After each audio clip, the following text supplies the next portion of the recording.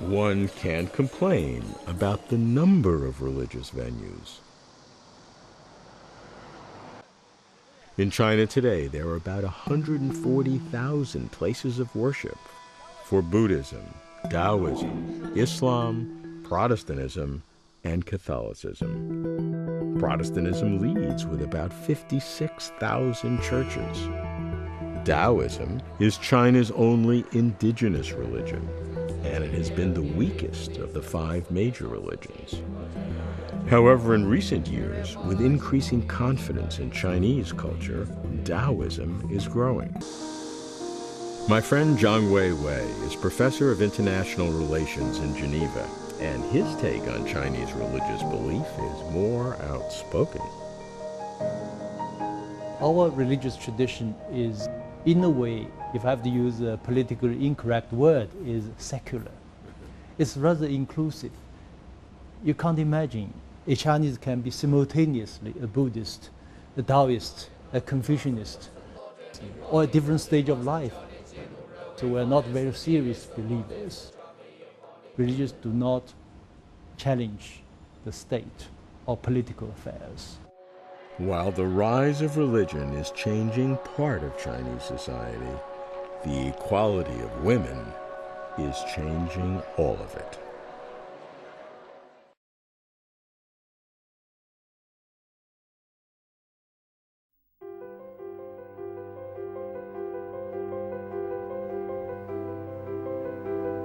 The chic-looking decoration, the avant-garde art pieces, the ultra-modern spatial design.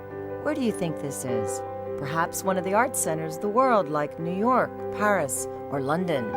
Actually, this is Shanghai, the financial capital of China, the cosmopolitan metropolis with a glorious and fascinating history.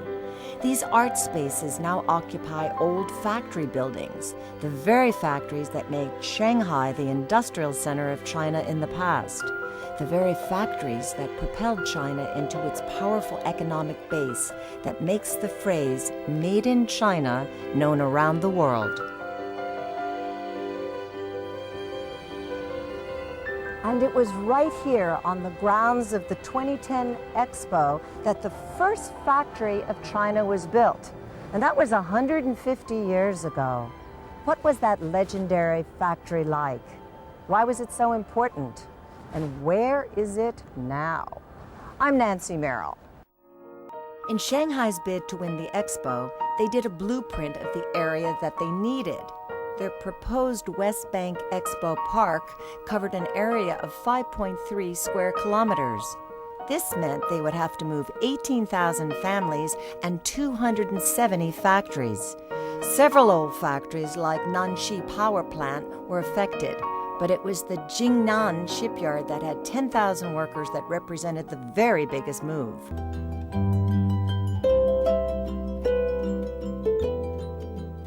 There's a Chinese saying, a loss may turn out to be a gain. Shanghai's old industrial era has passed by like a roaring train. Many factories died out along the way. But like the Phoenix Rising, the Zhongyang shipyard now has a new life. And there's no doubt that its old location will forever contribute to the spectacular beauty of Shanghai's skyline. Because Shanghai has a mission and wants to be a better city that provides a better life.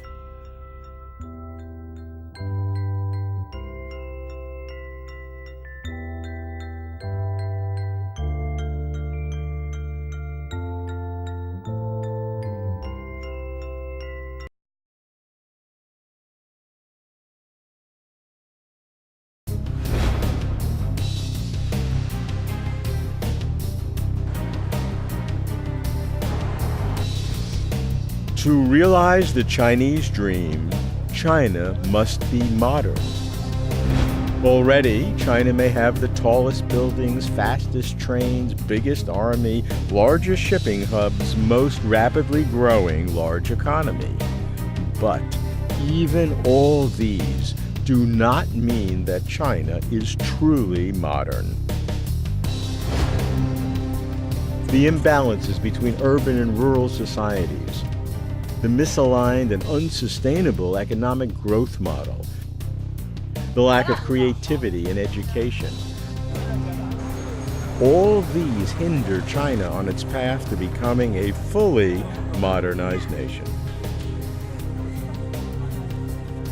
I'm Robert Lawrence Kuhn. For 25 years I've been coming to China. I wrote the book, How China's Leaders Think.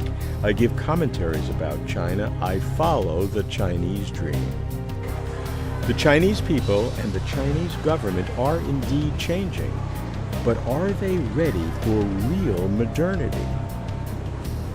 In this episode of China's Challenges, I ask, what does it take for China to become truly modern? How modern is China?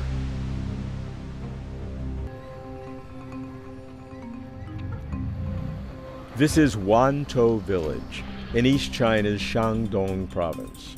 It appears no different from other villages in the Chinese countryside, but at dawn, all its streets flow with packages of all sizes, all labeled with delivery addresses. The packages are routed in every direction, reaching every part of the country. On the walls of the village are slogans. If you want to live better, get on Taobao.com. Weaving baskets and using Taobao to make a beautiful life. For hundreds of years, this village made straw products for daily use, but with limited markets and modest success. Now, with their own online business booming, their straw products are sold all across China and even the world. Ran Yuqi is a delivery man for Kunde Express. He came to Shanghai 3 years ago from Sichuan province. Ran found the job through relatives and thought it might provide a better future for him. 我觉得还是在老家比较舒服一点。这个生活节奏太快了，有点跟不上的感觉。 Ran works 12 hours a day, 7 days a week, and earns 4,000 yuan a month. His wife is expecting a baby, and now this job is his best option. 你老婆到了回家什么时候生？可能快要回家了是吧？要9月份。啊？要9月底。9月底啊？啊，9月底。那你要请假？要。还不知道请不请得到嘞。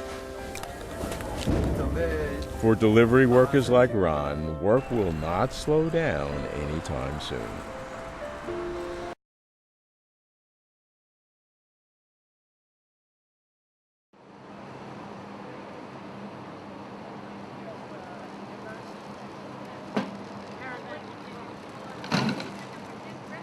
All right, Ann, you're up there. You're up there, Ann. You're up there.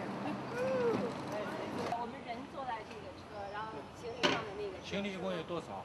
行李有将近20件。行李一共有多少？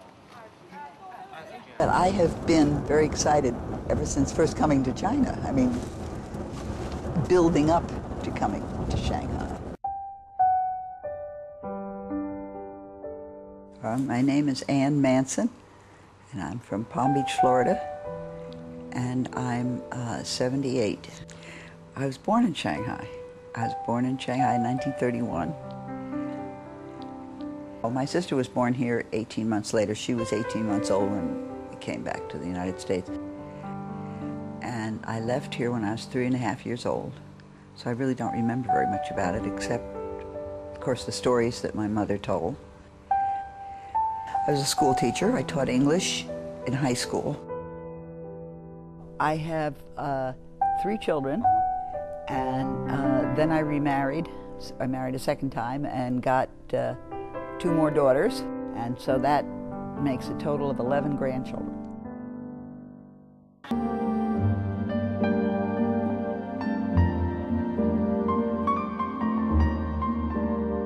It was too bad that we couldn't find the building, the actual building where my father worked, but I'm not surprised after all these years that it wasn't still standing.